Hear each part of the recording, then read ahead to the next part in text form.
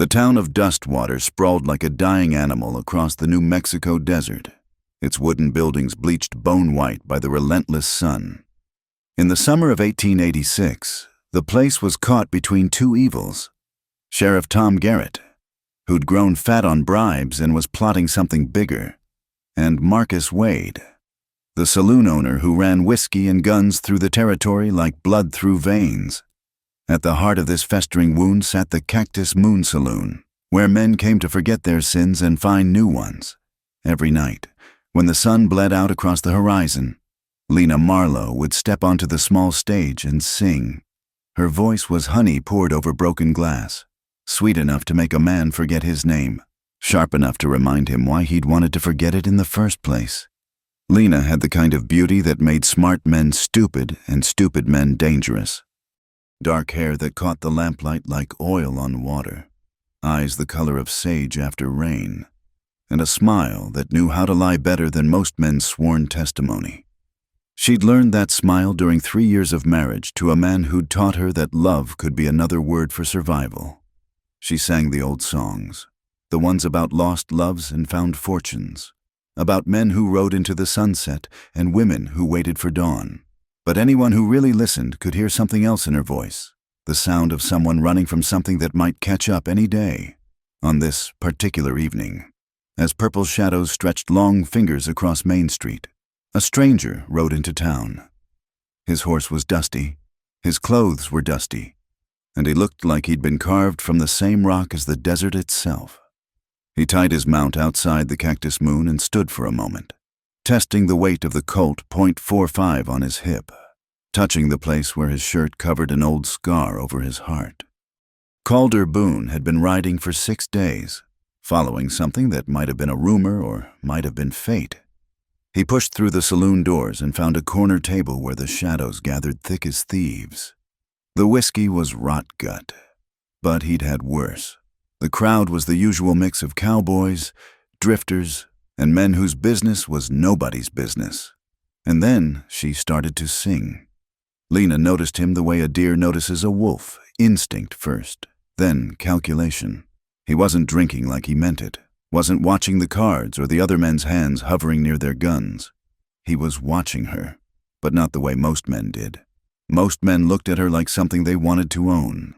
This one looked at her like he was reading a map to somewhere he wasn't sure he wanted to go. She was halfway through Red River Valley when Jake Morrison, drunk on Wade's whiskey and his own meanness, grabbed her ankle as she passed his table. His friends laughed as she stumbled, her song cutting off sharp as a blade. "Come on, songbird," Morrison slurred, his grip tightening. "Sing something just for me." The saloon didn't exactly go quiet. Places like the Cactus Moon never really did. But there was a shift in the air, like the pressure dropping before a storm. Lena had handled worse than Morrison, but she was tired, and her smile was wearing thin as paint on old wood. Then came the sound of a chair scraping back, slow and deliberate. The stranger stood up, and suddenly he didn't look dusty anymore. He looked like death taking its time. "The lady's singing for everyone," Calder said, his voice low and flat as desert hardpan. "Let her be." Morrison's hand went to his gun. But he was drunk and Calder wasn't. The stranger's Colt was out and aimed before most folks could blink. The saloon finally found its silence. "I ain't looking for trouble," Calder said, though the gun in his hand suggested otherwise. "But I'll finish it if it comes calling." Marcus Wade appeared from his office like smoke, all silk vest and snake oil charm. "Gentlemen, gentlemen, no need for bloodshed. Bad for business." His eyes flicked between Morrison and the stranger, calculating odds like a card sharp. "Jake, why don't you and your boys call it a night? Drinks are on the house tomorrow." Morrison released Lena's ankle, his face red with whiskey and wounded pride, as he and his friends stumbled out, making threats that nobody took seriously. Lena found herself looking into the stranger's eyes. They were gray as winter sky, old as the mountains, and hiding something that might have been grief, or might have been rage, or might have been both.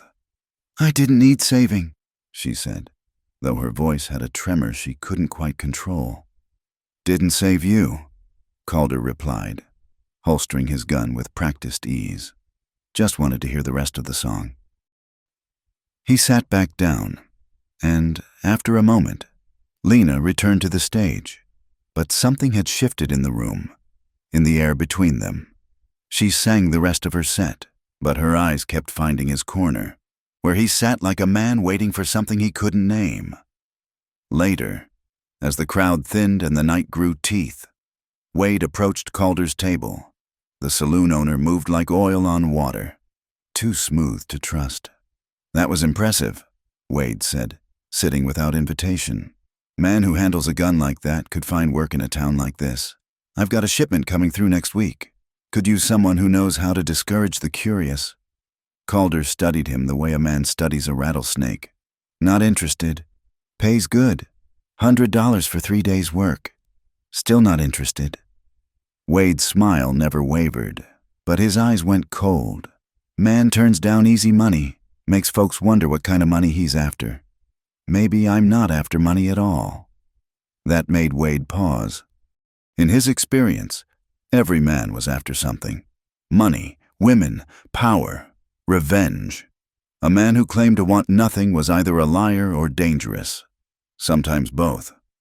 After Wade slithered back to his office, Lena approached Calder's table. Up close, she could see the dust in the lines of his face, the weariness that went bone deep. He smelled like leather and gunpowder and something else. Earth fresh turned, like a grave. "You're not a drifter," she said. It wasn't a question. "Neither are you," he replied. They studied each other across the scarred wooden table. Two people recognizing the same hunted look in each other's eyes. The saloon was nearly empty now. Just a few die-hard drunks and a poker game that would run until dawn. "Why'd you really step in?" Lena asked. Calder was quiet for so long she thought he wouldn't answer. Then, "Man shouldn't put his hands on what doesn't belong to him. I don't belong to anyone. I know." He stood, tossing coins on the table for his whiskey. "That's why." He walked out, leaving Lena standing there with questions burning in her throat like unshed tears. She watched him cross to the boarding house, his shadow long in the moonlight. Then she climbed the stairs to her small room above the saloon, locked the door, and pulled out the letter that had been slipped under it that morning. The words were burned into her memory, but she read them again anyway. "You thought you could hide forever? We know where you are. Justice is coming. Mrs. Harper." Mrs. Harper, a name she'd buried along with a man who deserved what he got. Lena burned the letter in her lamp flame, watching her past turn to ash outside her window. Dustwater slept fitfully under a blanket of stars, unaware that 2 storms had just arrived in town, and when they collided, there would be lightning. Dawn came to Dustwater like a reluctant witness, painting the sky the color of old blood before surrendering to the harsh white light of day. Lena hadn't slept. She'd spent the night at her window, watching the boarding house where the stranger had taken a room, wondering what kind of man stepped into violence like stepping into shade. She dressed carefully, pinning her hair tight enough to hurt, armoring herself for another day of pretending. The saloon was quiet in the morning. Just her and Charlie the bartender, who was too old to ask questions and too smart to care about the answers. "That fellow from last night," Charlie said, polishing glasses that would be dirty again by noon. "He paid for a week up front, Mrs. Hutchins says he barely had any belongings, just saddlebags and that gun." Lena made a non-committal sound, but something twisted in her chest. A man traveling that light was running from something or toward something. Either way meant trouble. She spent the morning helping Charlie inventory bottles, but her mind kept drifting. Around noon, she told him she needed air and walked out into the blazing heat. Dustwater's main street was mostly empty. Just a few dogs panting in whatever shade they could find, and old Moses sleeping off last night's whiskey under the general store's porch, without quite meaning to. She found herself walking toward the edge of town, where the buildings gave way to scrub brush and the cemetery waited under a sun that had bleached the wooden crosses white as bones. She wasn't the only one there. Calder Boone stood at a small grave near the back, his hat in his hands. The marker was newer than most, the name already fading, William Boone, aged 7 years, suffered the little children. Lena stopped, her breath catching. She'd meant to turn back, but he'd already heard her. "Your son?" she asked, though she already knew the answer. "Was." The word fell between them like a stone into still water. She moved closer, drawn by something she couldn't name. This close, she could see the lines grief had carved into his face, the way his hands gripped his hat, like it was the only thing keeping him anchored to the earth. "I'm sorry," she said, and meant it. "Wasn't your doing." He put his hat back on, the moment of vulnerability closing like a door. "You following me, Miss Marlowe?" "It's a small town, hard not to cross paths." "That's so?" His gray eyes found hers. "Seeing too much? You always take your morning walks to the cemetery?" She had no good answer for that, so she changed the subject. "You knew his name. William. Man at the boarding house mentioned it. Said the boy died of fever last winter. Mother too poor to bury him proper. Town took up a collection." He touched the marker gently, like it might break. "My boy was named William, too." The confession hung between them, raw as an open wound. Lena understood then why he'd come to Dustwater, why he'd taken a room for a week. Sometimes you needed to stand at a stranger's grave to mourn your own losses. They walked back toward town together, not touching, barely talking, but something had shifted. The silence between them was different now, charged with shared understanding. As they neared the livery stable, the sound of horses made them both tense. Calder's hand moved to his gun as 3 riders appeared, dust swirling around them like smoke. The man in front was young, maybe 25, with the kind of face that smiled easy and meant nothing by it. "Well, well," the young man said, tipping his hat to Lena. "The famous songbird of the Cactus Moon. Boys, we're in for a treat tonight." "Mr. Carson," Lena said, her voice carefully neutral. She knew him by reputation, one of Wade's gun runners. Smart enough to be dangerous, wild enough to be unpredictable. "And who's your friend?" Carson's eyes flicked to Calder, taking in the worn clothes, the ready stance, the way his hand hadn't moved from his gun. "Just a fellow out for a walk," Calder said mildly. "Friendly town." Carson's smile widened. Man should be careful about the company he keeps. Though some folks around here got complicated histories. The threat was subtle as a snake's rattle, but it was there. Carson touched his hat again and rode on, his men following like wolves trailing their leader. "Friends of yours?" Calder asked. "Nobody in this town is anybody's friend," Lena said. "Just different degrees of enemy." That night, the Cactus Moon filled early. Word had spread about the stranger who'd faced down Jake Morrison, and everyone wanted a look. Lena sang her usual songs, but there was an edge to the crowd, a restlessness that made her skin prickle. Carson and his men had taken a table near the stage, drinking steady and watching her with eyes that promised nothing good. Wade held court at his usual spot, playing the gracious host while his eyes counted money that hadn't been made yet. Calder sat in his corner, still as a statue, present as a threat. During her break, Lena stepped out back for air. The alley behind the saloon stank of rot gut and piss, but it was better than the smoke and stares inside. She'd barely lit her cigarette when footsteps made her turn. "Nasty habit for a singer," Wade said, emerging from the shadows like oil seeping from the ground. "Lots of nasty habits in this town. True enough." He moved closer, and Lena fought the urge to step back. "That stranger's taken a shine to you. He's just a customer." "Is he now?" Wade's smile was all teeth. "Man turns down good money, then spends his nights watching my star performer. Makes me curious. Curiosity's killed bigger cats than you. Marcus." His hand shot out, grabbing her wrist, not hard enough to bruise, but firm enough to make a point. "Careful. Songbird, you're valuable, but not irreplaceable. There's always another pretty girl who can carry a tune." "Let me go." "In a moment." His grip tightened slightly. "I've got important guests coming in 2 nights. Men who appreciate entertainment. You'll sing pretty, smile pretty, And be very, very friendly. Understand?" Before Lena could answer, the back door opened. Calder stood there, backlit by the saloon's glow, looking like Judgment Day come early. "The ladies needed inside," he said quietly. "Show's starting back up." Wade released Lena's wrist, his smile never wavering. "Mr. Boone, still enjoying our hospitality?"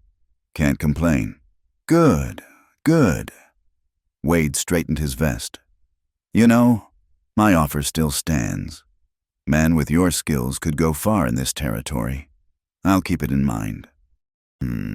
They stood there, 3 people playing a game where nobody had shown their cards yet. Finally. Wade nodded to Lena. "Better get back. Can't disappoint the paying customers." After he'd gone, Lena rubbed her wrist. "I had it handled." "I know." Calder stepped aside to let her pass. "But sometimes it's good to have a witness." She looked at him then. Really looked at him. There was something in his eyes she recognized. The look of someone who'd lost everything and was trying to figure out what that made him now. "Why are you really here?" she asked. "Same as you, I suspect. Looking for something I probably won't find. And what's that?" "A reason to stop looking." Inside. The crowd was getting restless. Lena took the stage. And for the first time in months, she changed her set. Instead of the usual crowd pleasers, she sang in the sweet by and by, a hymn her mother had hummed while hanging laundry in another life. Her voice carried through the smoke and whiskey fumes, turning rough men quiet, making them remember churches and mothers and the people they'd been before the frontier ground them down to sharp edges. When she finished, the silence was complete. Then someone started clapping, slow and mocking. Carson stood up, whiskey sloshing from his glass. "Beautiful," he said, though his tone suggested otherwise. "Sing us another one. Songbird. Something with a little more fire. Like that song you sang in Tucson." "What was it? The Widow's Lament? Real touching, considering." Lena's blood turned to ice. "Tucson. He knew about Tucson."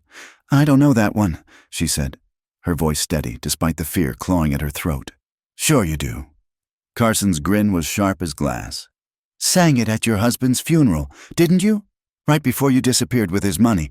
What was his name again? Harper?" The saloon erupted. Chairs scraped back, men reaching for guns they didn't quite draw.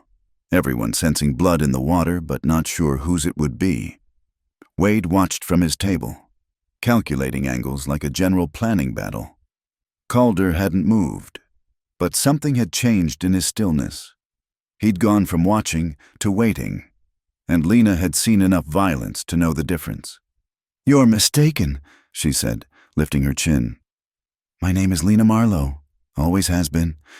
"Funny thing about names," Carson said, moving closer to the stage. "They're just words we wear until we need new ones. Isn't that right, Mr. Boone, or should I call you by the name they had on those wanted posters in Texas?"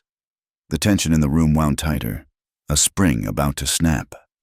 Lena looked at Calder, seeing him clearly for the first time. Not just a grieving father, not just a dangerous man, but someone carrying the same weight of secrets she was. "Seems like everybody's got a past in this room," Calder said finally, his voice carrying despite its quietness. "Question is whether we're going to let it dictate our future." Pretty words. Carson set down his glass. "But words don't change what's coming. Does she know why you're really here, Boone? Does she know about the price on her head? And who's coming to collect?" That's when Lena understood. The letter under her door. Calder's appearance. Carson's knowing smiles. She wasn't paranoid. The past had found her, and it was closing in from all sides. She stepped down from the stage, moving through the crowd like a woman walking to her execution. When she reached Calder's table, she looked him straight in the eye. "I need a gun," she said simply. He studied her for a long moment, then reached under the table. The Remington Derringer he placed in her hand was small but deadly, mother-of-pearl handle cool against her palm. Their fingers touched in the exchange, and she felt that spark again, dangerous as lightning looking for ground. "Back door," he said quietly. "My horse is faster than he looks." But Lena shook her head. "I'm done running," She turned to face Carson, the derringer a comfortable weight in her hand, hidden in the folds of her dress. Whatever was coming, she'd meet it standing, and maybe, just maybe, she wouldn't meet it alone. The night stretched between them like a held breath. Carson's men had their hands on their guns. Wade's boys were watching from the shadows, and the regular drunks were trying to decide if they should run or stay for the show. In that moment of perfect tension, Lena made her choice. She walked past Carson like he was furniture, climbed back on stage, and started singing Amazing Grace. Her voice was steady as iron, though her hand still gripped the derringer in her skirts. One by one, the men settled back into their chairs, the moment passing like a cloud over the moon, but everyone knew it was just postponement, not peace. When the saloon finally emptied near dawn, Lena found Calder waiting by the stairs to her room. Without a word, she let him up. The small space felt smaller with him in it, his presence filling the corners like smoke. "You knew who I was when you rode in," she said, setting the derringer on her dressing table. "Suspected." He stood by the window, watching the street. Widow in Tucson kills her husband, disappears with enough gold to start a new life. Description matched, mostly. "And you came to collect the bounty?" He turned to her then, and in the lamplight she could see exhaustion written in every line of his face. Would have been easier if that's all it was. The space between them hummed with possibility.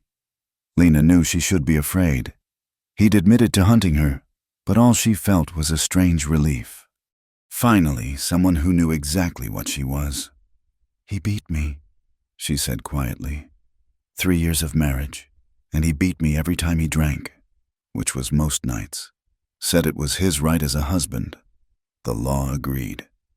Calder said nothing, just watched her with those gray eyes that seemed to hold their own storms. "The night I killed him, he'd been at our daughter, Sarah, 5 years old, and he—" Her voice broke. "I shot him while he slept, took his gold and sent Sarah east to my sister. Then I ran. Where's Sarah now? Safe. That's all that matters." Lena sat on the edge of her narrow bed. "So what happens now? You taking me in?" Calder moved away from the window, crossing to where she sat. When he knelt in front of her, she could smell leather and gunpowder and that earthen scent she'd noticed before. His hands, when they covered hers, were calloused but gentle. "I lost my wife and boy in a fire," he said, the words rough as sandpaper. "Revenge killing.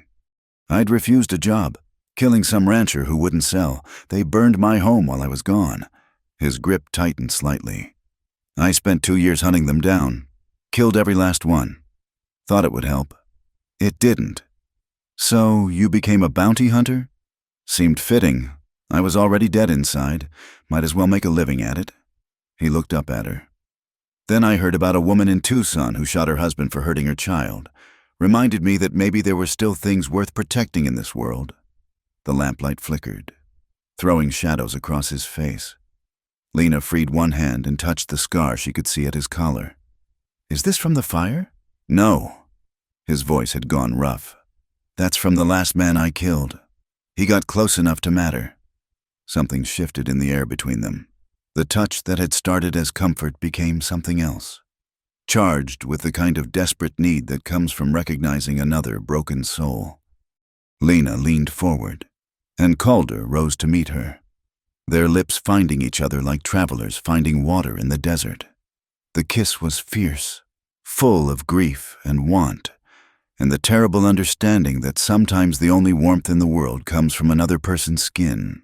They came together like a force of nature, hands fumbling with buttons and belts, needing to feel something other than pain, even if just for a while.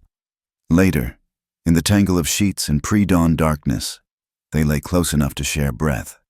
Lena traced the scars on his chest.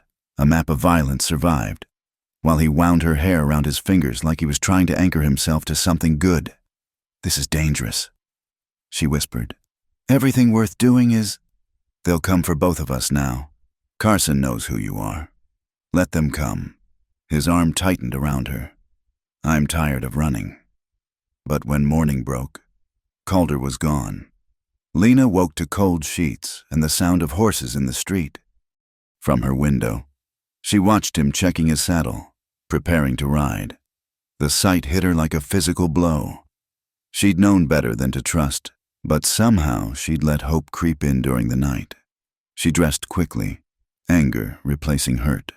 By the time she made it to the street, he was mounted and ready to go. "That's it?" she called. "You're just leaving?" He turned in the saddle, and she saw something in his face that made her anger falter. "Wade's bringing in guns tonight, big shipment from Mexico, the kind of weapons that start wars. So Carson and his boys are planning to take them. There's going to be a bloodbath." He steadied his restless horse. "I'm going to make sure you're not here when it happens. I told you, I'm done running. And I'm done watching people I care about die." The admission hung between them like a challenge. "There's a place in the canyons, about 10 miles north. Red rock formation that looks like a church. I'll meet you there at sunset." "Calder, please." The words seemed to cost him. "I've got business to finish first, old debts. But after that," he touched his hat. "Trust me, just this once." He was gone before she could respond, leaving dust and doubt in his wake. Lena stood in the street, the derringer heavy in her pocket, wondering if trust was just another word for fool. The day crawled by with the weight of coming storm. The saloon filled early with hard-looking men, strangers with suspicious bulges under their coats. Wade held court like a king about to be coronated or executed, his smile bright and brittle as glass. "Big night tonight," he told Lena when she came down. "I want you looking your best. That red dress, the one that shows your shoulders." "I'm not feeling well," she tried. "You'll feel better when you sing." His eyes were flat as a snake's. "Won't you?" Carson was already there, drinking whiskey like water. His boys spread around the room like pieces on a chessboard. The air crackled with the kind of tension that comes before lightning strikes. As the sun began its descent, painting the sky the color of fresh blood, Lena made her decision. She put on the red dress, pinned her hair high, and tucked the derringer into her bodice.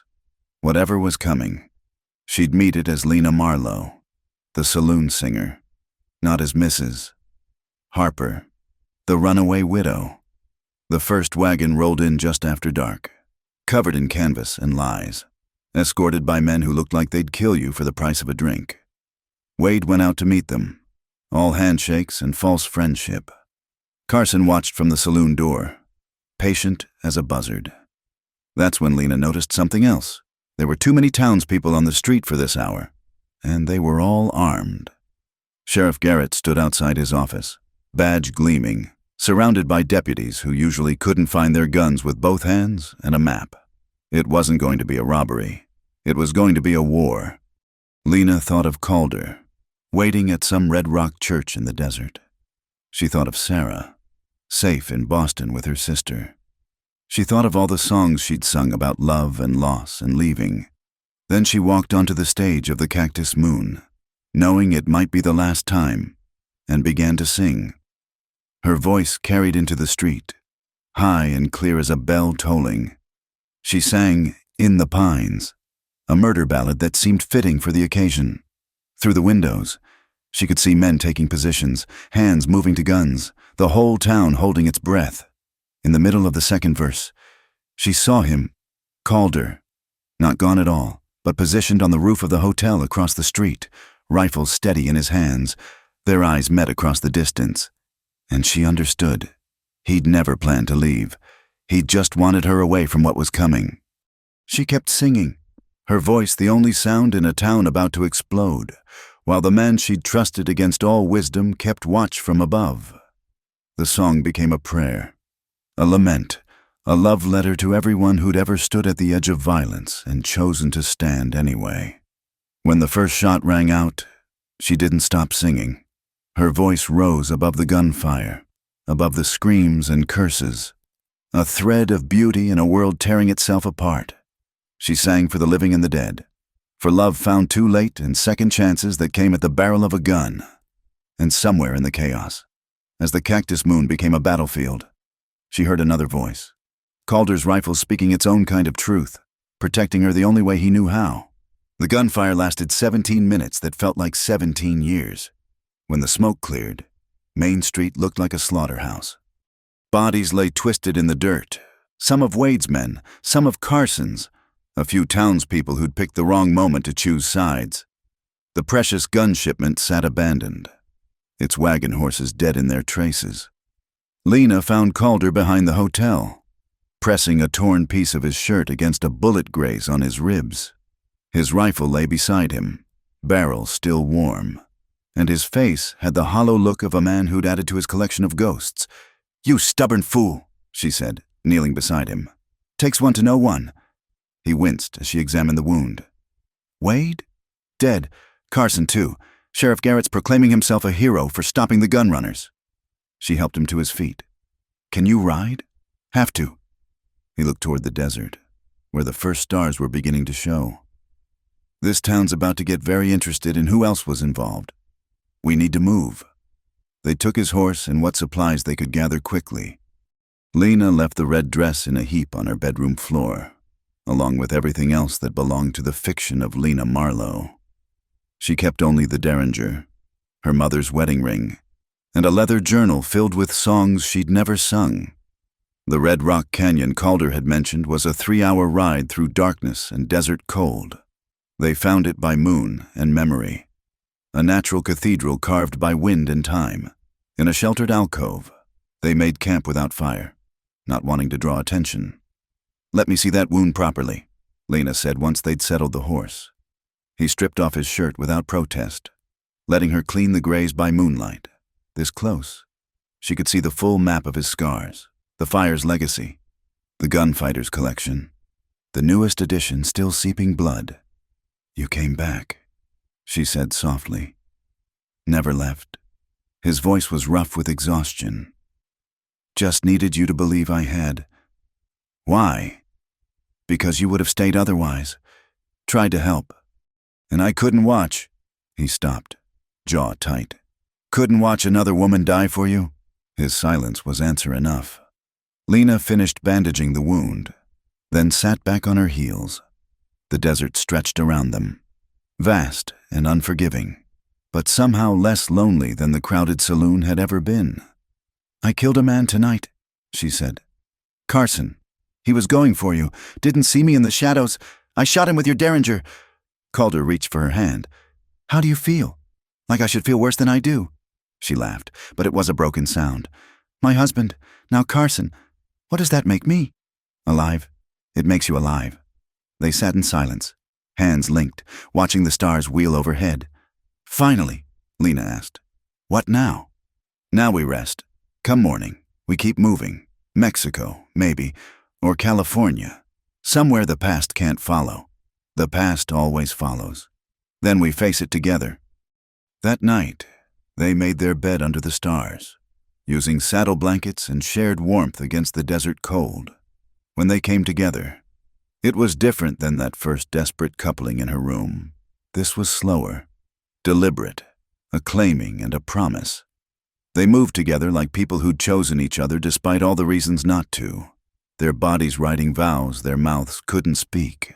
Afterward, Lena lay with her head on his chest, listening to his heartbeat, steady as a drum calling her home. "Tell me about your son," she said. For a long moment, she thought he wouldn't answer. Then, quietly, "Will, 7 years old, loved horses more than anything, had his mother's smile and my stubbornness." His hand found her hair, stroking gently. "He would have liked you. You sing the way his mother did, like the words mean something." "Tell me about her." "Mary." The name came out soft, reverent. Preacher's daughter who thought she could save a gunfighter. Maybe she did, for a while. We had 4 good years before. He trailed off. Before the fire. They waited until I was gone, hired to protect a cattle drive. When I came back, nothing left but ashes and 2 graves the neighbors had dug. His voice had gone flat, emotionless, which somehow made it worse. Found out later it was punishment. I'd refused to kill a man who wouldn't sell his water rights, so they killed my family instead. Lena rose up on one elbow, studying his face in the moonlight. Is that why you didn't take Wade's offer? Why you stayed to fight? Partly. Also because I'm tired of evil men thinking they own the world. He touched her face. And because you were there. Couldn't leave you to face it alone. I'm not your wife. Calder. I'm not Mary. I know. His thumb traced her cheekbone. You're Lena, the woman who shot her husband to save her daughter, who stands on stage and sings while the world burns, who carries a derringer like some women carry handkerchiefs. His smile was sad and beautiful. I don't want you to be Mary. I want you to be you. They made love again as dawn approached, slow and tender, trying to press a lifetime into moments. When the sun finally crested the canyon walls, painting everything in shades of gold and red, they were already packing to leave. That's when they heard the horses. Calder had his rifle in hand before the echo faded. Lena checked the derringer. Finding comfort in its small weight, they took positions behind the red rocks, waiting. But it wasn't a posse that appeared. It was a single rider, leading a pack mule. As the figure came closer, Lena recognized him. Charlie, the old bartender from the Cactus Moon. Don't shoot, Charlie called, hands visible and empty. Just bringing supplies. They emerged cautiously, guns still ready.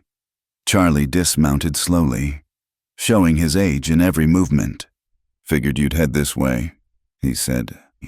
Calder mentioned the place yesterday when he thought no one was listening. He started unloading the mule food, water, ammunition, medical supplies. Town's in an uproar. Garrett's rounding up anyone who breathes suspicious. Thought you might need these. Why? Lena asked. Charlie shrugged. 40 years I've been pouring whiskey in that town. Seen a lot of people come and go. You're the first who ever sang like she meant it. He handed Calder a leather pouch. Your pay from the hotel. They said you'd earned it, keeping the peace and all. I shot half a dozen men. Like I said, keeping the peace. Charlie climbed back on his horse. There's wanted posters going up, but they're using old descriptions. Might buy you some time. He touched his hat to Lena. There's a mission about 50 miles south. Father Miguel don't ask questions if folks need sanctuary. Charlie, Lena called as he turned to go. Thank you. Don't thank me. Just sing a song sometime, wherever you end up. Sing it like you mean it. He clicked his tongue and rode away, taking the last connection to Dustwater with him. They loaded the supplies, mounted up double on Calder's horse, and headed south. The desert stretched before them, harsh and beautiful and full of possibilities. Behind them, smoke still rose from Dustwater, but they didn't look back. You know they'll keep hunting us, Lena said, arms around his waist as they rode. Let them come. The bounty on both of us now will be enough to make men rich. Then we'll make them earn it. She pressed her face against his back, breathing in the scent of leather and dust and the man who'd chosen bullets over bounty. This isn't a love story, you know, not the kind they write songs about. Sure it is. He covered her hands with one of his, just not the pretty kind. They rode on, two damaged souls finding salvation in shared damnation, writing their own ballad in blood and dust and desert stars. The mission bells called them south, toward sanctuary or doom. But for now, they had each other, and the horse beneath them, and miles of empty desert where the past couldn't follow, at least not today. In the distance, a hawk circled lazily, riding thermals above the red rocks. Lena began to hum, low and sweet, a new song taking shape about gunfighters and saloon singers and the kind of love that blooms in darkness. Calder's hand tightened on hers, and they rode into whatever came next, together. The fever came on fast, 3 days into their flight. One moment Calder was steady in the saddle, the next he was slumping forward, skin burning like the desert sand at noon. Lena caught him before he could fall, terror clawing at her throat as she felt the heat radiating from his body. The mission, he mumbled, words thick and wrong. Keep going. But Father Miguel's sanctuary was still 20 miles distant, and Calder's wound had gone bad, red streaks crawling up his ribs like poison seeking his heart. Lena scanned the horizon desperately, finally spotting an outcropping of rocks that promised shade and shelter. She half dragged, half carried him to the shadow of the stones, his weight nearly breaking her. The wound, when she unwrapped it, was angry and swollen, seeping yellow-green corruption that made her stomach turn.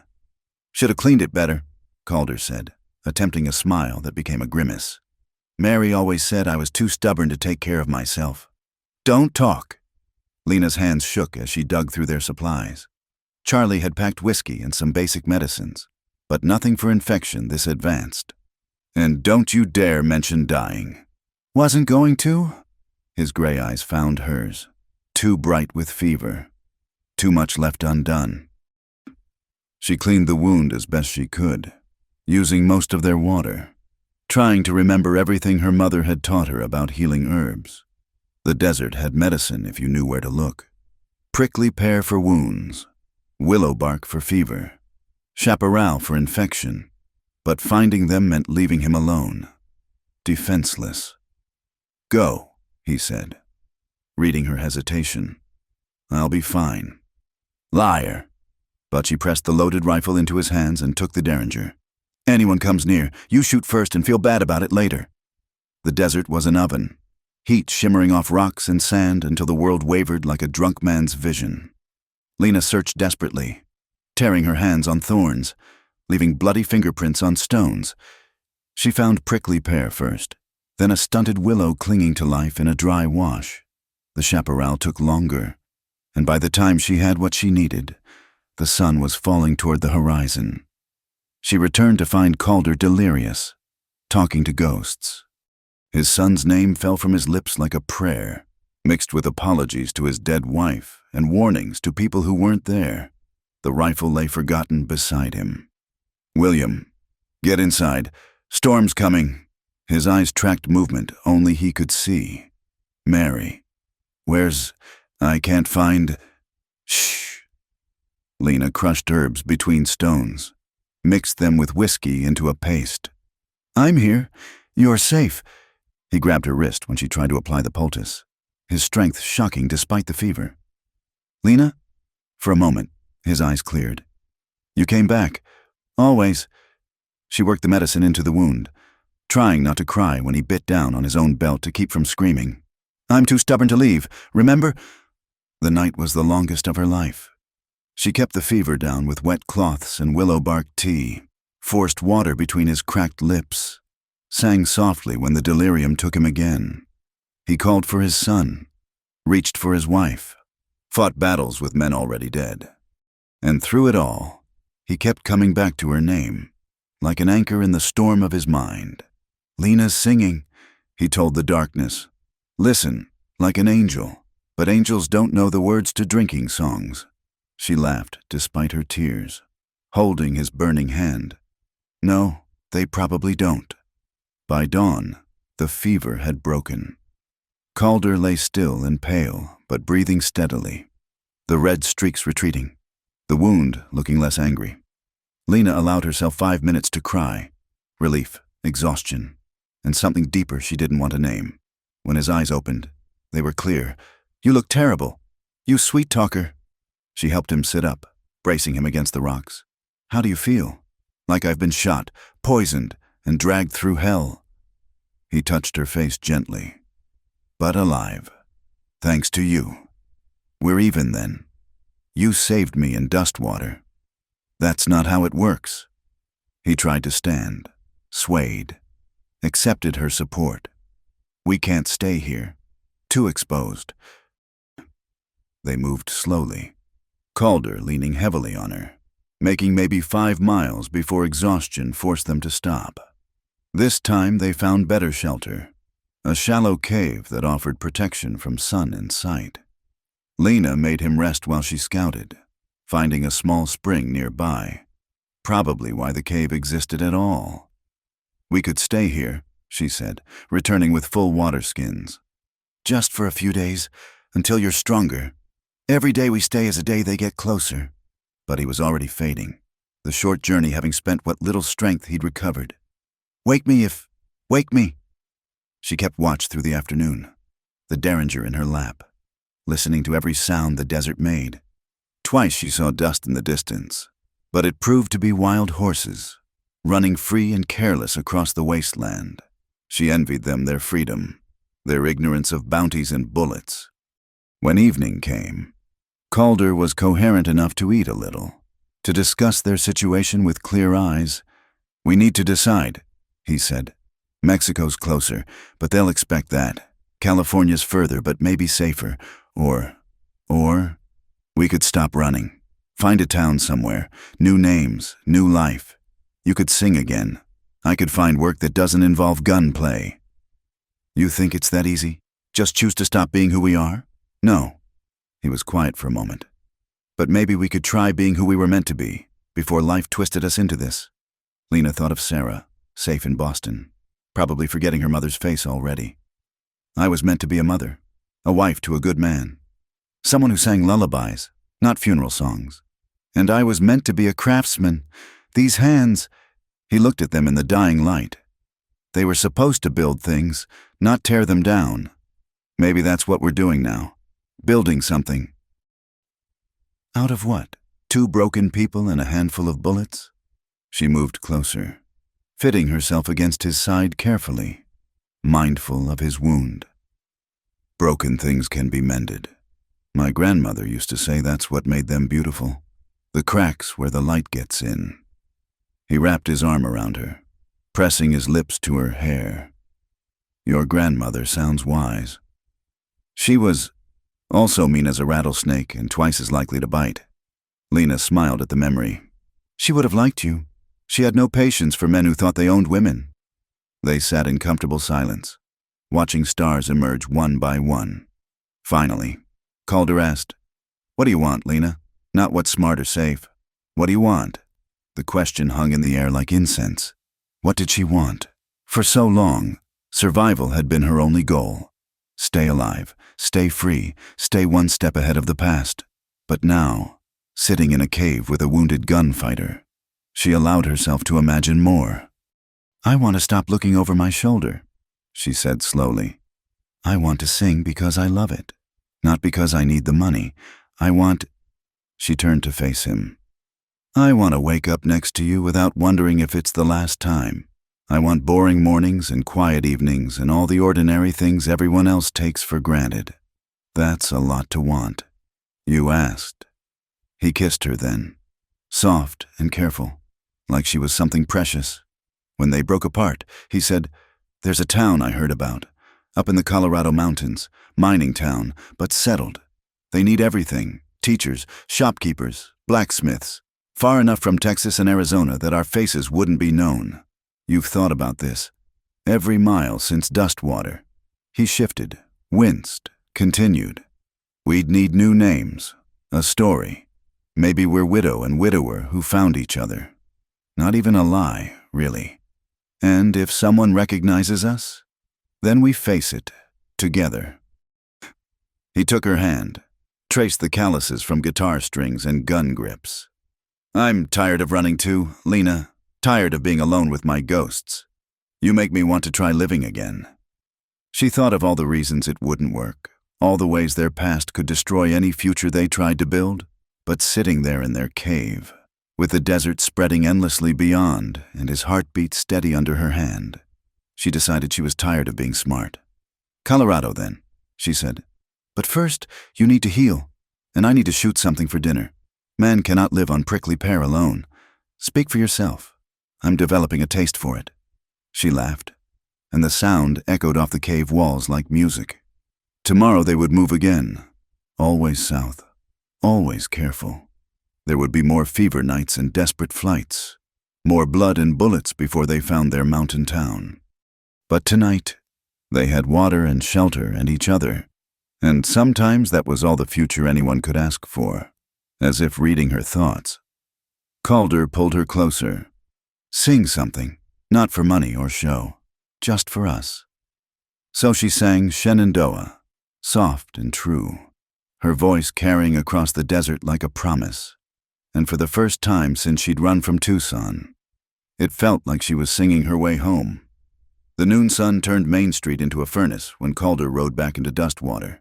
His hat was pulled low, coat dusty from hard riding, but there was no hiding the purpose in his movements.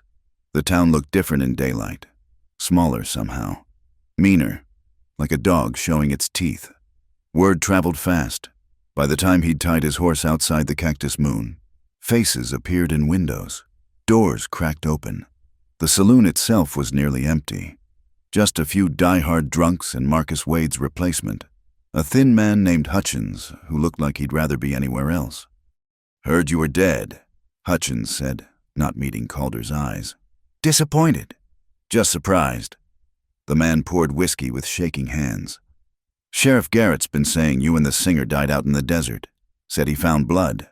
Tracks leading nowhere." Calder downed the whiskey in one swallow. "Garrett says a lot of things." He positioned himself where he could see both doors. The old habit automatic as breathing. The silence stretched until finally Hutchins asked, "She coming back too?" "No." "Shame. She could really sing." "Yes, she could." The Batwing doors swung open, and Sheriff Garrett walked in like he owned the place, which he essentially did now. 2 deputies flanked him, hands nervous near their guns. Garrett himself looked prosperous, his vest new, his badge polished to mirror brightness. Calder Boone. Garrett's smile was all teeth and no warmth. "Now this is a surprise. Thought the desert had swallowed you up. Takes more than dessert to kill me." "So I see." Garrett settled at a nearby table, his men taking positions that bracketed Calder. "Where's the songbird?" "Gone." "Gone where?" Calder turned slowly, letting his coat fall open enough to show the colt. "Does it matter? She's not coming back." "Everything matters in my town." Garrett's smile faded. "See, there's questions need answering. About that night, about who killed who and why, about missing gold from Wade's safe. I wouldn't know about any gold." "No? Funny thing, it disappeared same time you two did." Garrett leaned back, playing with his watch chain. "Now, I'm a reasonable man. Town's been peaceful since Wade died. I'd like to keep it that way, but folks get nervous when killers come riding back. Then they should be nervous." Calder stood, slow and deliberate. "I came back for one thing. Soon as I get it, I'll be gone." "And what might that be?" Instead of answering, Calder walked out. He could feel the guns trained on his back, but Garrett was too smart to shoot a man in broad daylight without cause. Not yet, anyway. The cemetery hadn't improved in his absence. If anything, it looked more desolate. The wooden crosses leaning drunkenly in soil that didn't want them. He found the grave easily, still the newest, though not by much. Wade and Carson had their own markers now, planted far from the respectable folks. He knelt at William's grave, pulling weeds that had sprouted despite the drought. From his pocket, he took a small carved horse, the kind his own Will had loved. His hands had shaped it during the long nights in the cave, while Lena slept and the fever dream still echoed. "Met a woman," he said quietly, placing the toy against the marker. "Singer. She's got a daughter about your age, Sarah." He smiled slightly. "You'd like her songs, especially the funny ones she makes up about lizards and coyotes." The wind picked up, stirring dust and memories. Somewhere behind him, he sensed movement. Garrett's men, most likely, keeping watch. Let them. He had business to finish. "I'm going away," he continued. "Somewhere green, with mountains. Somewhere a boy could fish and climb trees and grow up safe." His voice caught. "Somewhere you should have been." He stayed until the sun started its descent, painting the desert in shades of blood and gold. Then he stood, touched his hat to the grave, and walked back toward Main Street. He had one more stop to make. The boarding house looked exactly the same, Mrs. Hutchins still rocking on the porch despite the heat. She watched him approach with sharp eyes, her knitting needles never pausing. "Mr. Boone, heard you were back." "Ma'am." He touched his hat. "Wondering if you still had my things. Left in a hurry." Figured you might come calling." She set aside her knitting, disappeared inside. When she returned, she carried his saddlebags and something wrapped in brown paper. "That came for you, week after you left." The package was heavier than it looked. Calder knew without opening it what it contained: the rest of his payment for jobs done. Sent by men who honored their contracts even when the contractor disappeared. Blood money. Every cent. She was a good woman. Mrs. Hutchins said suddenly. That singer had sadness in her, but kindness too. Hope she found whatever she was looking for. She did. And you? He met her eyes. Working on it. Back at the Cactus Moon, the crowd had thickened. Word of his return had spread, drawing the curious and the concerned. Garrett still held court, waiting to see what Calder would do.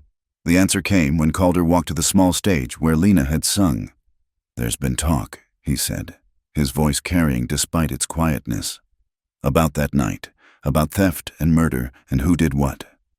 He looked directly at Garrett. "So, let me make it clear. I killed 6 men that night. Carson, 2 of Wade's boys, 3 of Carson's, shot them down, and I'd do it again." The crowd stirred uneasily. Garrett's hand moved toward his gun, but stopped when Calder continued. "As for the gold, yes, we took it. Payment for services rendered. Wade owed the lady wages. Consider it collected." He smiled coldly. "Anyone wants to dispute that. I'll be at Miller's Rock until sunset. After that, I'm gone, and this town can go back to pretending it's civilized." Miller's Rock sat 2 miles outside town. A landmark everyone knew. It was far enough for privacy, close enough that no one could claim ambush. Calder rode out alone, but he knew he wouldn't stay that way. They came as the sun touched the horizon. Garrett and 4 deputies, armed and nervous. Calder waited beside the rock, coat pushed back, hand easy near his gun. 5 against 1, he observed. "Cautious of you, Sheriff. I'm not here to fight." Garrett dismounted, though his men stayed ready. "I'm here to make a deal. I don't make deals with tin stars. You might like this one." Garrett moved closer, lowering his voice. "You leave, don't come back. In exchange, I forget what you just confessed. No warrants, no bounty hunters, no paper following you and your woman." "Why?" "Because you were right. Wade was a parasite. Carson, too. Town's better without them." Garrett's smile was humorless. "But it's my town now. I won't have gunslingers riding in whenever they please, stirring up old troubles." Calder studied him for a long moment. "And the lady? Far as I'm concerned, she died in the desert. Tragic loss. We'll even put up a marker if it makes you feel better." It was a good deal, better than Calder had hoped. But something in Garrett's eyes made him cautious. "There's more." "Smart man." Garrett pulled out a folded paper. "Got a wire yesterday. Federal marshals asking about a woman matches her description. Seems there's questions about a dead husband in Tucson." Calder's hand twitched toward his gun. "Easy," Garrett said quickly. "Like I said, she died in the desert. But if she were to surface somewhere else, with a different name maybe?" He shrugged. "Well, I can't control what telegraphs might get sent." The threat was clear. Stay gone, stay quiet, or Lena would pay the price.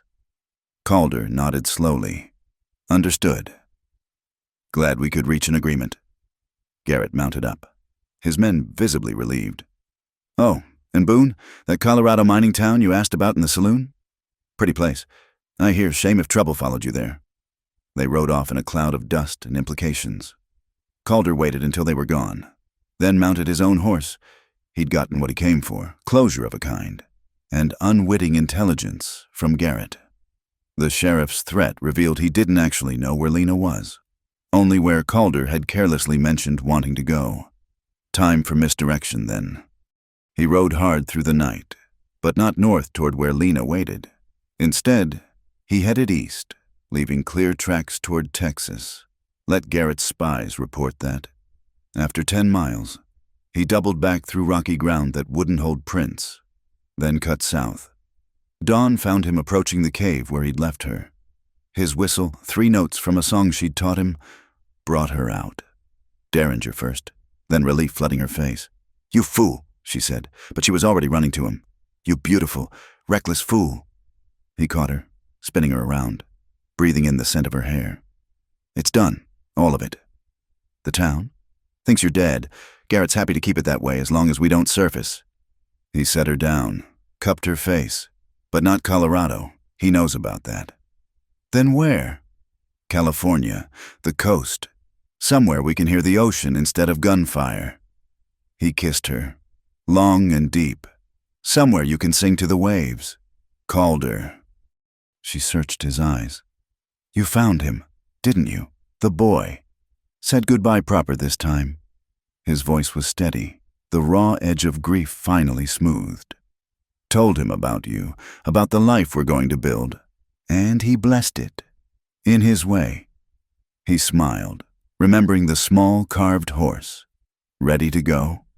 She looked around their small camp, at the desert stretching endless and unforgiving.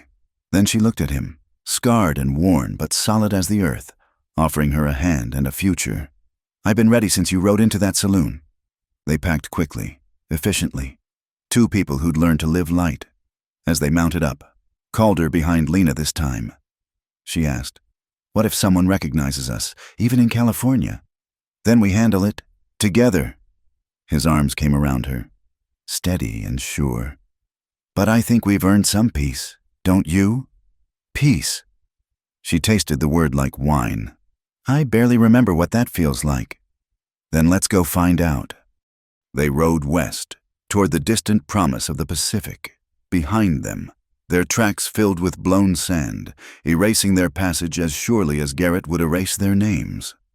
The sun climbed higher, burning away the shadows of night and memory. Lena began to sing, not the sad ballads of the cactus moon, but something new, wordless and hopeful. Calder's arms tightened around her, and he added his voice to hers, rough but true. 2 broken souls making harmony, riding toward whatever salvation waited beyond the desert's edge. The past might follow, because the past always did, but for now, they had the horse beneath them, the trail ahead, and each other. In a hard land that broke most people, they'd found something worth the breaking. And that, Calder thought as they rode into the vastness of morning, was its own kind of redemption. The border crossing into Mexico should have been harder. But the guards at the dusty checkpoint were more interested in their card game than 2 trail-worn travelers, and a few silver dollars made them even less curious. As they rode into the sprawling chaos of Juarez, Lena felt something loosen in her chest. They'd made it out of U.S. territory, beyond the reach of sheriffs and federal marshals. "We could stay here," she said, watching children play in the dusty streets while vendors hawked everything from tamales to miracles. "Too close," Calder replied, though his voice was gentle. "And too many Americans pass through. We need somewhere quieter." They found lodging at a small inn run by a widow named Rosa, who asked no questions beyond whether they could pay. For the first time in weeks, they had a real bed, 4 walls, and a door that locked. The luxury of it made Lena want to cry. That night, as they lay entwined in clean sheets, she traced new scars on his body, the still pink line where infection had nearly killed him, newer scratches from their desert flight. "We can't keep running forever," she said quietly. "No, but we can run long enough." He caught her hand, kissed her fingertips. "There's a place I heard about, small coastal town, couple 100 miles south. Fishing village mostly. Americans sometimes settle there, folks looking for quiet lives. And we'd be Thomas and Mary Coleman, widowers who met traveling, respectable people looking to start over." His smile was wry, not even much of a lie. "Mary," Lena tested the name. "I could be a Mary. You could be anything." He pulled her closer. "But you'll always be Lena to me." They stayed in Juarez 3 days, long enough to resupply and let the horses rest. Calder traded their worn saddles for newer ones, bought clothes that would mark them as settlers rather than outlaws. Lena purchased fabric and thread, already thinking ahead to the life they might build. On their last night, They found a small cantina where no one cared about two more dusty Americans. The guitar player was talented, his fingers dancing over strings in the Spanish style. When he took a break, Lena couldn't resist asking to borrow his instrument. "You play, Senora?" His English was accented but clear. "A little." She played more than a little. Her fingers found the strings like old friends, and soon she was lost in the music. Not the sad ballads of the Cactus Moon, but something livelier. A Mexican folk song she'd learned from a traveling vaquero years ago. The locals clapped along, approving of this gringa who knew their music. "Canta," someone called. "Sing." So she sang, her voice mixing with the guitar, Spanish words flowing like water. The small crowd grew, drawn by the unexpected performance. Coins appeared on the table, though she hadn't asked for them. When she finished, the applause was genuine, warm. "Your wife, she has a gift," the guitar player told Calder. "Yes." Calder agreed simply, "She does." Walking back to the inn, Lena was quiet. Finally, Calder asked, "What's wrong?" "I'd forgotten." She said softly, "What it felt like to sing because I wanted to, not for money, not for cover, just because there was music in me that needed out. You'll have that again, in our new life. Promise?" He stopped, turned her to face him. In the moonlight, his face was all plains and shadows, but his eyes were warm. "I promise you'll have music, a home, safety, everything I can give. It's yours." "I don't need everything." She reached up to touch his face. "Just you."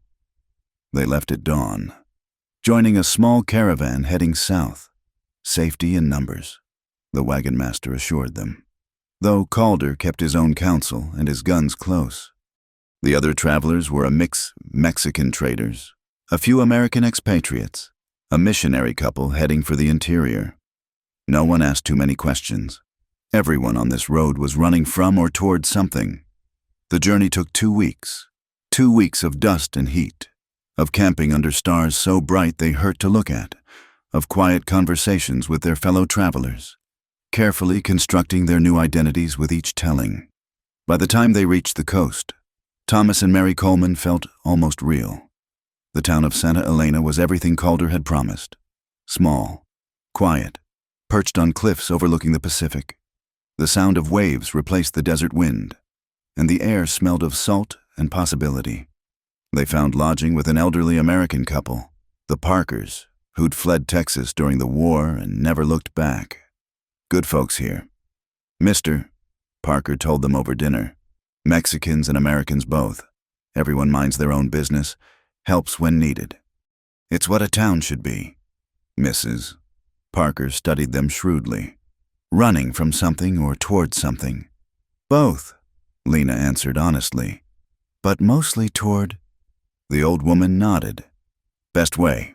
We got a little cottage needs tenants, if you're staying. Nothing fancy, but it's got good bones."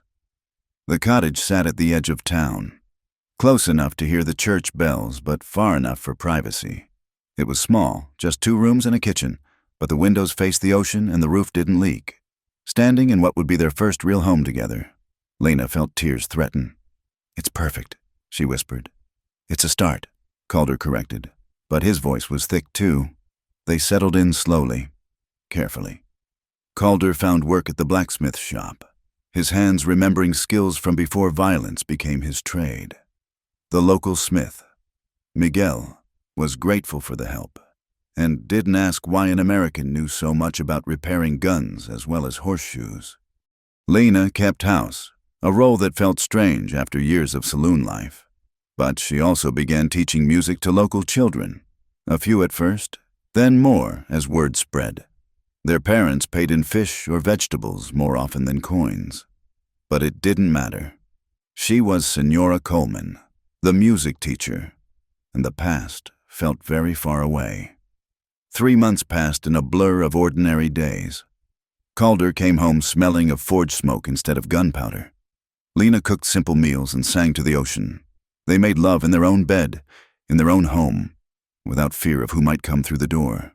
One evening, as they sat watching the sunset paint the water gold and crimson, Calder said, "I need to tell you something." Lena tensed. "What?" "I'm happy." The words came out wondering, like he couldn't quite believe them. "I wake up, and you're there, and there's work to do that builds instead of destroys, and I'm happy." She laughed, but it came out as a sob. "Don't you dare make me cry. Calder Boone. Thomas Coleman," he corrected gently. "Calder Boone is buried in the desert. And Lena Marlowe? She's singing to the ocean somewhere." He pulled her close. "All that's left is us." That night, they made love with a tenderness that spoke of permanence, of roots growing deep. Afterward, Lena lay listening to the waves and his heartbeat, twin rhythms of her new world. "I want to write to Sarah," she said suddenly. "Let her know that I'm alive, that I'm well." Calder was quiet for a moment. "It's risky. I know, but she deserves to know her mother didn't just disappear." She turned in his arms to face him. "Maybe not yet, but someday, when it's safer." "When it's safer," he agreed. "We'll find a way." They were building a life together, brick by brick, day by day. It wasn't the life either had imagined for themselves, but it was theirs. In a small cottage by the sea, two people who dealt in death were learning to live again. The next morning, Lena stood in her doorway watching Calder head to the forge. He turned back once, smiled, touched his hat to her. Such a simple gesture, but it made her heart swell. This was what she'd wanted. Boring mornings and quiet evenings, and a man who came home to her each night. From down the street, she heard children's voices calling, "Senora Coleman, music time." She smoothed her skirts, checked her hair, and went to meet them. As she walked, she hummed a new song, one without words yet, about second chances and ocean views and the unexpected places love could bloom. Behind her, the cottage waited, humble but home. Ahead, children eager to learn gathered with borrowed guitars and handmade drums. And somewhere between who she'd been and who she was becoming, Lena found herself smiling. The years settled on Santa Elena like dust on a forgotten trail, gentle and undisturbed. Lena's hair showed silver threads now, catching the light when she bent over her students' lessons. Calder's hands had grown thick with honest calluses, the gun calluses fading like old scars. They were Thomas and Mary Coleman so thoroughly that sometimes they almost forgot they'd ever been anyone else. It was a Tuesday morning, unremarkable in every way, when Lena saw the boy. He stood at the edge of the market square, maybe 12 years old, with sandy hair and a way of standing that made her heart stop.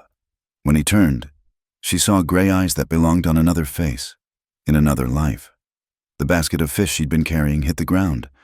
"Senora Coleman." It was young Maria, one of her students, tugging at her skirt. "You dropped your basket." But Lena wasn't listening. She was watching the boy walk through the market, studying faces with an intensity that didn't belong on someone so young. When his gaze swept past her, she saw recognition flicker and die. He was looking for someone, but not a graying music teacher. That night, she told Calder, he went very still, the way he used to before violence. "Describe him again." She did, watching his face change as understanding dawned. "Could be coincidence," he said finally. "Lots of boys have gray eyes. He had your way of moving, that careful walk, like the ground might give way." She touched his hand, and he was looking for someone. They lay awake that night, the past pressing against their windows like fog. The next morning, Calder didn't go to the forge. Instead, he positioned himself where he could watch the market, the old vigilance returning like muscle memory. The boy appeared again just after noon, this time with a companion, a Mexican man in his 30s, well-dressed, with the bearing of someone used to authority. They moved through the market systematically, showing something to vendors, getting headshakes in response. When they reached Rosa, who sold flowers near the fountain, she pointed, directly at the Coleman cottage. "Get inside," Calder said quietly, appearing at Lena's elbow. His hand rested on the knife at his belt. He didn't carry guns anymore, but old habits died hard. No. She straightened her spine. We're done running. The boy and his companion approached slowly, the man's hand careful near his own weapon. Up close, the resemblance was even stronger, not just the eyes, but the set of the jaw, the way he held his shoulders. Senora Coleman, the man spoke English with a slight accent. My name is Diego Morales. I'm a lawyer from Mexico City. This is James Harper. Harper, Sarah's father's name. Lena felt the world tilt. I think, the boy said, and his voice was younger than his eyes, that you might be my mother. The silence stretched like a held breath. Then Lena stepped forward, her hand reaching out trembling. James, but you're Sarah. You're supposed to be. Sarah died, the boy said simply. Fever. 2 winters after you sent her away. Aunt Catherine didn't know how to find you. She raised me as James. His young face hardened. She died last year, but she told me the truth first. About my real father. About what he did. About you. Lena's knees gave out. Calder caught her, held her up, his own face a mask of controlled emotion. The boy, James, Sarah, whoever this child was, watched with those 2 old eyes. Perhaps, Diego suggested gently, we should continue this inside. The cottage felt too small with 4 people and 12 years of secrets. Diego explained as Lena made coffee with shaking hands, how Catherine had written to him before her death, an old friend from school who'd become a lawyer. How they'd traced rumors and whispers down from Arizona through Texas, following the ghost of a singing woman with a gunfighter guardian. The official story is that you're both dead, Diego said. But stories have a way of surviving. A woman in Juarez remembered an American who sang Spanish songs like an angel. A blacksmith mentioned his assistant, who knew too much about guns. Little things, but enough. Why? Calder spoke for the first time. Why search at all, if the boy was safe? Because I wasn't, James interrupted. I was alive, fed, clothed, educated, but not safe, not with the dreams. He looked at Lena. I dream about singing, about a woman with a voice like honey and broken glass, about gunfire and desert and running. His young voice cracked. I needed to know if the dreams were real. Lena was crying now, silent tears that she didn't try to hide. You were so small, just 5 years old. I thought Sarah was better at being soft, at being what a little girl needed. I was never a little girl, James said quietly. Even before I knew, does that make sense? It did. Perfect, terrible sense. What now? Calder asked Diego. What do you want? I want to know my mother. James said before the lawyer could answer. I want to understand why I am the way I am. Why I can shoot better than boys twice my age. Why I hear music in everything. Why I'm not afraid of anything except being alone. You're not alone, Lena whispered. Not anymore. They talked through the afternoon and into evening. James, and he was James now, had been for 7 years, told them about growing up in Boston, about the aunt who'd loved him but never understood him, about finding his mother's journal hidden in Catherine's things after her death, filled with songs and truth. She wrote about you, he told Calder, the gunfighter who made her believe in tomorrow. I'm no gunfighter, Calder said. Not anymore. No, James agreed, studying him. You're something better. You're the man who saved her. We saved each other, Lena corrected softly. As night fell, Diego stood to leave. I have a room at the inn. Perhaps we could meet again tomorrow. There are legal matters to discuss. Inheritance, documents, but those can wait. You're leaving him here? Calder asked. Diego smiled. I brought him to his mother. Where he stays is not my decision. He touched his hat to Lena. Senora, it has been an honor. Your son speaks of you constantly. I see now he did not exaggerate your strength. After he left, the 3 of them sat in awkward silence. Finally, James asked, Do you sing here? In this place? I teach music to children. Will you sing for me? Lena looked at Calder, who nodded slightly. She fetched her guitar, tuned it carefully, her hands remembering.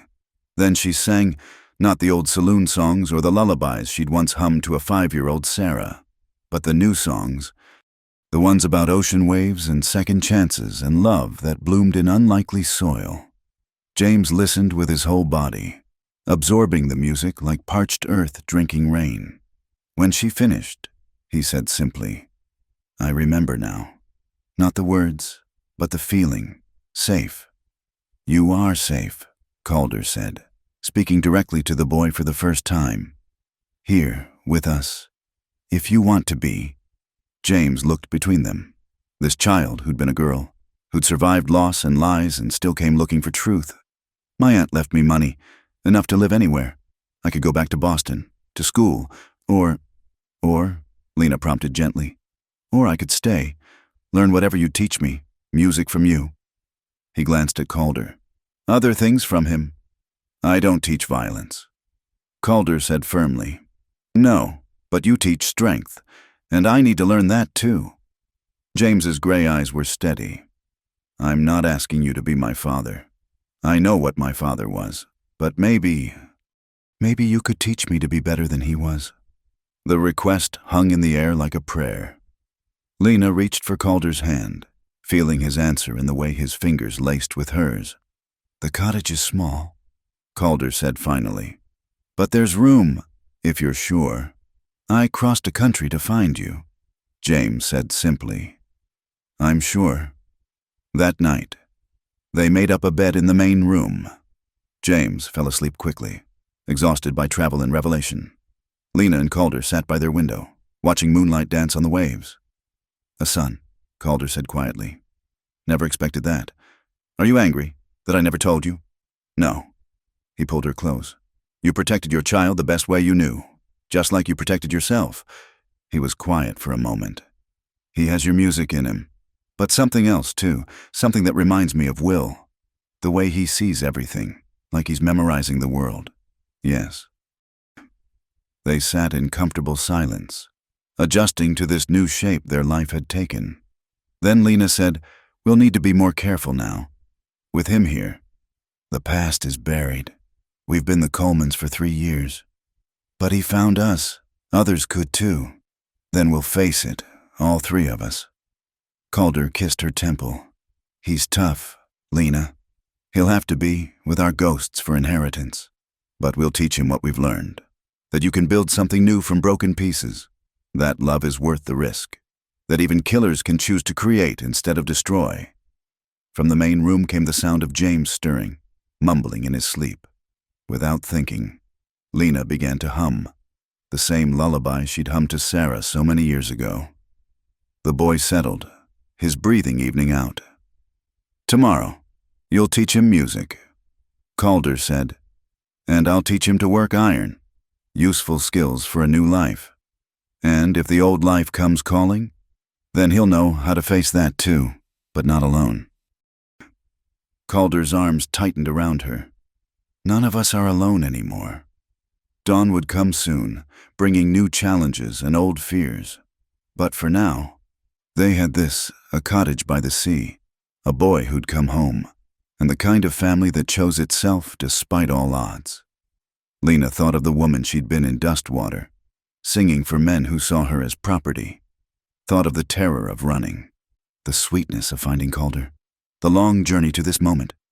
Every step had led here, to this impossible, imperfect, perfect life. "Sing something," Calder whispered. "Quiet, so we don't wake him. But sing." So she did, her voice barely above a breath, a new song without words yet about mothers and children and the men who stood guard over both.